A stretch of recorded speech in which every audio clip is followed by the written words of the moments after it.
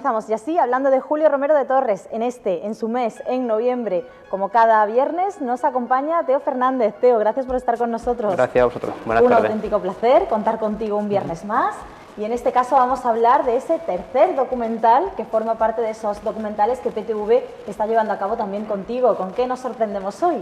Bueno, hoy vamos a hablar de si en los primeros dos hablamos de su familia y luego de el amor o la mujer.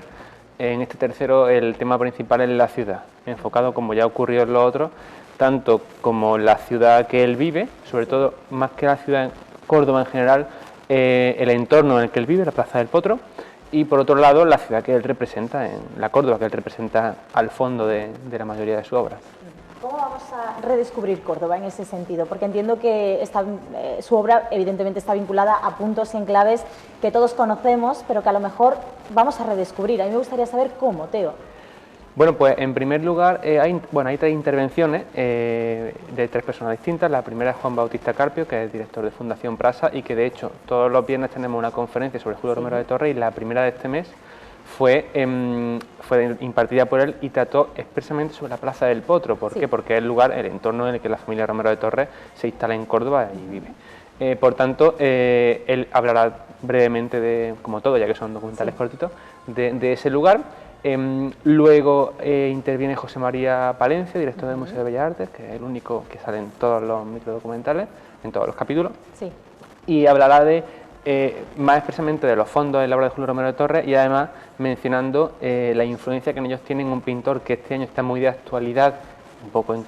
cursiva o entre comillas, porque este pintor vivió hace 4 siglos, pero como nació hace justo 400 años, que es Antonio del Castillo, pues digo que está de actualidad porque estamos con todo en Córdoba quiero decir, ¿no?, de todo el asunto de la celebración y conmemoración de ese cuarto centenario. Y menciona, como digo, José María, la influencia de este otro cordobés, Antonio del Castillo y Saavedra, en la obra de Julio Romero de Torres. Y en tercer lugar intervengo yo, que es la primera vez que salgo en uno de estos microdocumentales. Además creo que se nota un poco un tono o intensidad, o como lo queramos decir diferente al resto de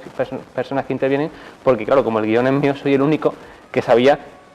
dónde se me iba a cortar, cómo empezar, cómo acabar, o en la duración, etcétera. Entonces, mientras que a los otros lo hemos ido cortando, que ha quedado muy bien. En mi caso no es que quede ni mejor ni peor, simplemente queda distinto, porque yo, un poco la intrahistoria, ¿no?, que a mí me llama mucha atención, queda distinto, y yo sé por qué queda distinto, y es porque yo sí sé dónde iba a empezar, dónde iba a acabar y dónde iba a ir metido ese corte mío. Y ahí yo mencionaré una anécdota relativa a los fondos de los cuadros de Julio Romero, cómo él interpreta o fragmenta Córdoba para luego recomponerla en los fondos de su obra. Una obra que vamos descubriendo también de esta manera gracias a ti, gracias además a todas esas actividades que tienen que ver con este mes de noviembre, y actividades que nos llevan incluso fuera de Córdoba, Teo, porque esta semana tu trabajo ha sido arduo, lo es siempre, pero de manera especial lo ha sido esta semana, y te has desplazado hasta Málaga, y hemos tenido una cita también con ese toque cordobés, a pesar de estar cerquita, pero bueno, en Málaga el toque ha sido cordobés. Sí, tenemos nosotros mucho interés por sacar un poco a Julio Romero, un poco bidireccionalmente, ¿no? Igual que siempre, y lo comenté el primer día, hay una doble dirección en esto que hacemos en este mes de Julio Romero, que es divulgar el patrimonio histórico-artístico cordobés hacia los locales, hacia los cordobeses, y al mismo tiempo que sirva coloquialmente todo este tinglado que montamos, que sirva como promoción, como canal de promoción a través de la obra del pintor fuera de Córdoba. Pues una cosa que nos interesaba mucho era también sacarla de Córdoba de alguna forma. Sacarlo a la provincia hemos conseguido con algún guiño, no es fácil porque Julio Romero poco tuvo que ver con la provincia de Córdoba. Sin embargo, sí es cierto que no ha sido más fácil, entre comillas, encontrar algún anclaje fuera que sirva en primer lugar para abrir las miras de dentro, que muchas veces miramos demasiado hacia aquí, y en segundo lugar, como digo, al contrario, para que esa actividad fuera sirva en cierto modo de promoción de Julio Romero de Torres, en este caso, como bien decía, en Málaga, porque el Museo Carmen Thyssen de Málaga tuvo bien, además de cedernos la imagen para el cartel de todo el programa de actividades, que es un detalle que hemos recortado nosotros, de la Buenaventura, que le agradezco desde aquí esa cesión. Además, tuvo bien, como decía, organizar una visita guiada allí, en Málaga, obviamente en su museo, sobre los cuadros que tienen, que son 4 piezas de Julio Romero de Torres y de sus contemporáneos, que creo que estamos además en este momento viendo en pantalla. Precisamente eso, si no recuerdo mal, es un boceto de Poema de Córdoba, que el cuadro definitivo está aquí en el Museo Julio Romero de Torres, y tienen en total 4 piezas, como he dicho, que sobre ellas y también sobre contemporáneos, influencias, etcétera, pues hicieron una visita para los, como en casi todos los museos, para los amigos del Museo Carmen Thyssen-Málaga. ¿Cómo ha sido la acogida allí? Sobre todo, ¿qué se conoce del pintor allí, de su historia, de su obra? Bueno, hay una cosa muy curiosa de Julio Romero de Torres, que es que fuera lo valoran más, como tantas cosas en general, ocurre en todos los lugares, yo creo que en Córdoba ocurre más, por desgracia, pero es una cosa universal casi, que a día de hoy al menos se valora a Julio Romero de Torres, a su obra, a su legado más fuera de Córdoba que aquí mismo. La prueba fue que el año pasado, cuando todavía estábamos celebrando la semana de Julio Romero, ya este año hemos dado el salto al mes, fue precisamente una de las primeras personas que mencionó la palabra mes, o dedicar un mes, fue una de las responsables de promoción del Carmen Thyssen de Málaga, que cuando ya le comenté, porque el año pasado participaron ya un poquito, que estábamos dedicando una semana en noviembre del 2015 a Julio Romero de Torres, que lo íbamos a hacer, que si se podían sumar, y ya se sumaron con una cuestión promocional, pues cuando les comenté que era esa duración, me dijeron, una semana, pero si Julio Romero de Torres, con el tirón que tiene, tenéis que hacer por lo menos un mes. Y lo decía alguien dedicado precisamente a promoción y marketing, que es el detalle curioso, no lo está diciendo un investigador enamorado de Julio Romero de Torres, ¿no? Sino que alguien de fuera de Córdoba y dedicado a promoción y marketing. Y fue uno de los granitos de arena que de hecho yo creo que nos empujó a este año ya desarrollar pues todo un mes. Todo el mes que nosotros estamos viviendo también tan intensamente contigo, Teo. Centrándonos un poquito en la ciudad, que es el tema principal del microdocumental que vamos a ver a continuación, ¿cómo ha sido esta documentación? Te pregunto esto todos los viernes porque entiendo también que según el tema la documentación es de una manera o de otra, aunque las fuentes más o menos suelen ser las mismas, pero no se sabe lo mismo de la familia que de la manera de entender Córdoba por parte del autor, en este caso que estamos hablando de la ciudad o del amor que también hablamos en su momento. ¿Cómo ha sido la documentación sobre la ciudad? Bueno, aquí en lo que se refiere, por ejemplo, a la Plaza del Potro, hemos tenido un documentador principal que he comentado, que es Juan Bautista Carpio, que como he dicho, él ya dio una conferencia íntegra sobre ese tema hace un par de semanas, estuvo de hecho una hora más o menos hablando y fue fantástica. Al final hubo unos aplausos que yo nunca había visto aplausos en una conferencia con esa duración, fue increíble. Entonces, pues él ya ha aportado ahí tanto alguna duda que yo tenía como lo que es el cuerpo de su intervención, pues estaba claro que la fuente principal es la documentación que él tuvo para esa conferencia. Por otro lado, pues básicamente, por ejemplo, iba a decir, básicamente el que interviene, José María Palencia, hablando de los fondos en general, pues él es el conocedor de este asunto, o uno de los máximos conocedores de este asunto, ya que obviamente él gestiona en su museo varios cuadros de Julio Romero de Torres y que se dedica también a investigar el arte cordobés. Y en lo que a mi intervención se refiere, la documentación fue casual. ¿Por qué digo casual? Porque fue precisamente al hilo de la relación del año pasado con el Museo Carmen Thyssen Málaga, en la colaboración mutua, pues acabado en mis manos, por obsequio de ellos, un catálogo de la magna exposición, quizá la más famosa que se ha hecho en los últimos años de Julio Romero, bueno, sin duda la más famosa en muchos años, que fue en 2013, si no recuerdo mal, que se organizó en el Carmen Thyssen Málaga, que luego de hecho se trasladó a Sevilla. Pues bien, en el catálogo de esta exposición, en uno de los artículos introductorios, escribe la directora artística del Museo Carmen Thyssen y cuenta una anécdota relativa a un periodista que iba paseando por Córdoba con Julio Romero y bueno, para no contarla entera, está ya en el microdocumental. La cuestión es que fue una cuestión casual, es decir, yo leyendo este catálogo de la exposición me encontré con una anécdota referente a la forma, a una anécdota que da una visión romántica, un poquito, de una forma de interpretar por qué Julio Romero descompone así los fondos. Me la encontré, como digo, casualmente y me pareció adecuada para dar para incluir una tercera intervención en este microdocumental que creo que es muy complementaria, sobre todo, a las otras dos anteriores. Bueno, son ya tres las facetas que conocemos, queda una última que conoceremos también la semana que viene. ¿Podemos ir adelantando algo, Teo? Sí, sin ningún problema, es la muerte y volverá a estar José María Palencia, volverá a estar yo otra vez, porque aparece una obra que me gusta mucho y que quería yo explicar. Creo que además es casi la única obra que en sí se explica en todos los microdocumentales, tendría que hacer un repaso mental, pero creo que sí, que explicamos como tal, como obra aislada. Y en último lugar, bueno, no en último lugar en orden de aparición, pero también aparece María del Mar Ibáñez, que apareció en el primero, porque en el fondo fotográfico de Romero de Torres, que ella es quien lo ha catalogado, hay muchísima información y muchísimos documentos, por desgracia, pues obviamente del funeral y de todos los acontecimientos inmediatamente posteriores al mismo de Julio Romero de Torres, por tanto, ese es un poquito el contenido de la semana que viene, exactamente. Hablaremos también intensamente la semana que viene sobre ese otro tema, vinculado, por supuesto, a todo el trabajo que tú estás llevando a cabo. Pero, Teo, hay que recordar que durante todo el mes se está llevando también a cabo esas actividades de las que estamos hablando, encuadradas dentro de Érase una vez Julio Romero de Torres, ¿qué podemos disfrutar? ¿De qué podemos disfrutar estas semanas que quedan? Porque estamos a mitad todavía de noviembre, nos quedan por delante bastantes días para acompañarte. Sí, porque además yo cuando pienso que estoy a mitad de mes con toda la tralla que llevamos ya nosotros acumulada en la organización, pienso, todavía nos queda la mitad. Pero bueno, ya lo que es una cuestión de organización está ya cada vez más superado, entonces es más llevadero. Pues básicamente la semana que viene tenemos, el miércoles tenemos una actividad con la Facultad de Filosofía y Letras, que llevamos a alumnos de la misma a ver el Museo Julio Romero de Torres, porque ese miércoles se cumplen años de que se inauguró.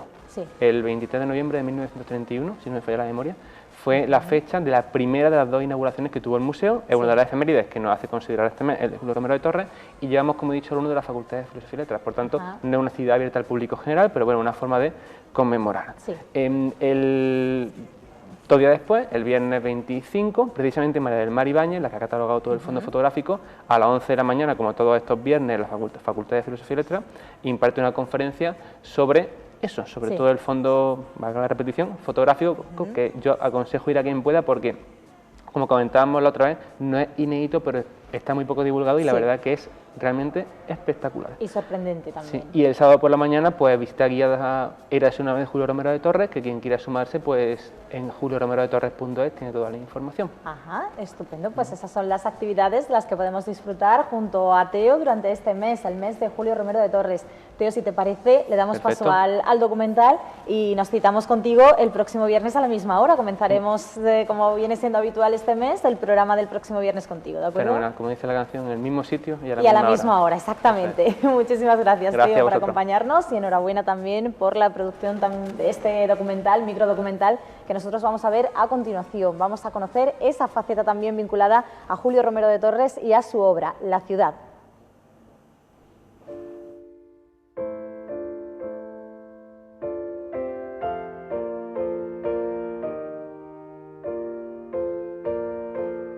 Nada es como es, sino como se recuerda, afirmaba Julio Romero de Torres en 1914, parafraseando a su amigo Valle Inclán, y añadía que la pintura debe ser la verdad, vista a través del recuerdo. Por eso la Córdoba que plasmó en los fondos de sus obras fue subjetiva, llegando en ocasiones a la ensoñación surrealista.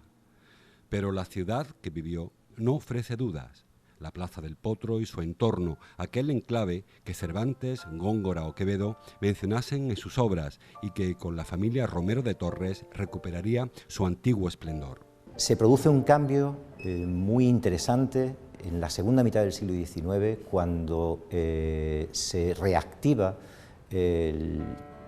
la Plaza del Potro como un espacio cultural y el Museo de Bellas Artes, la Escuela de Bellas Artes, la Real Academia y una serie de instituciones que están además en el entorno de Rafael Romero Barro van a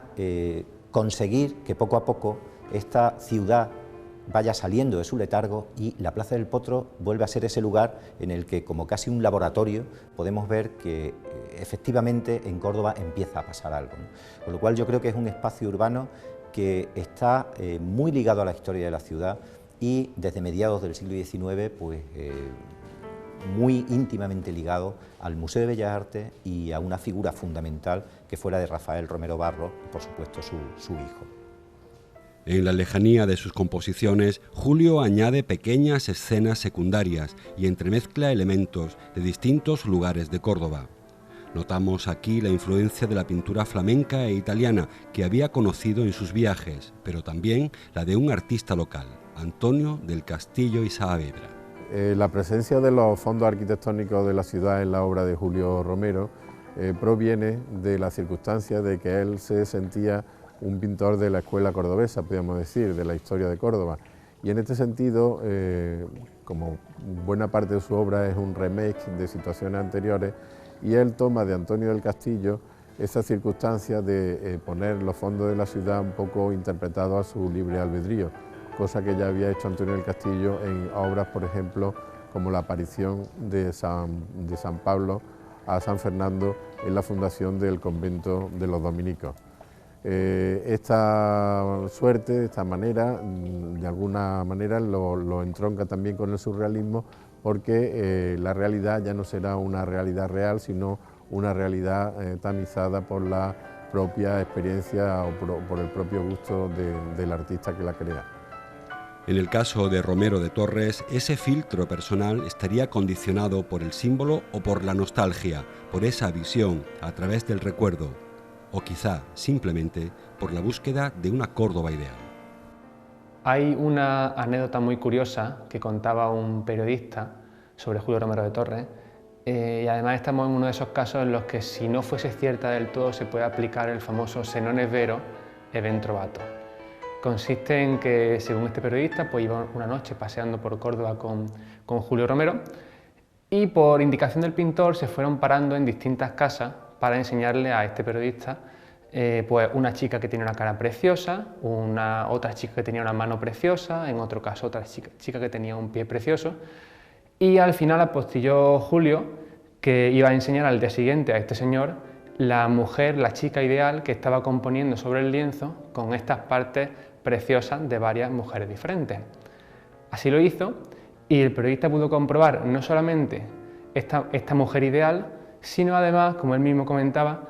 vio o comprobó que con los fondos había hecho el pintor algo similar, que había ido seleccionando partes diferentes de Córdoba, algunas de ellas por las que habían pasado la noche anterior, y las había unido en el fondo del lienzo, conformando también una Córdoba ideal. De esta forma podría apostillarse que Julio Romero de Torres transmite y siente e interpreta a Córdoba igual que si fuera una mujer.